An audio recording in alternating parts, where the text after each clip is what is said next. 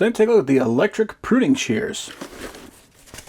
So we got our instructions. It says this is a 21 volt, shear capacity of 35 millimeters, rated power 400 watts, maximum power 800 watts. Got our dimensions, battery pack. It says it's got a 3 to 4 hour charging time. So this is something I always like to see. They actually came with 2 batteries. These are 2 amp hour batteries. They do have indicators on the front, and they both come fully charged. Our clip style locks, and I'm happy to see that each contact has 2 contacts. So we got our charger right here. So this is a barrel plug connector, and that will plug into the back of the battery right there. It says I can input 100 to 240 volts, so it's good for international or domestic, and it outputs 1 amp at 21 volts. Comes with a little pack of tools. That's nice. So we actually have a little bottle of oil, and we have a sharpening stone. And here is the tool. So we do have a nice rubber handle going all the way around. We have a safety, so if I try to squeeze the trigger, it won't do anything. I have to pull the safety, then I can pull the trigger. Got more of that rubber on the top, and I appreciate seeing that we actually have a front guard to protect our knuckles.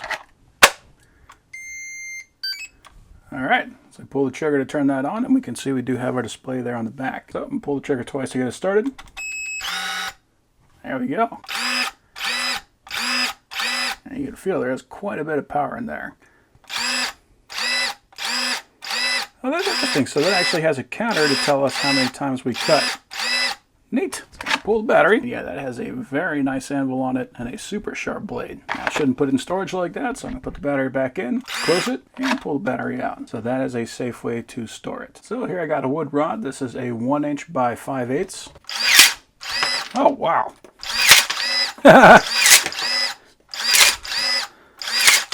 That is too easy. Nice.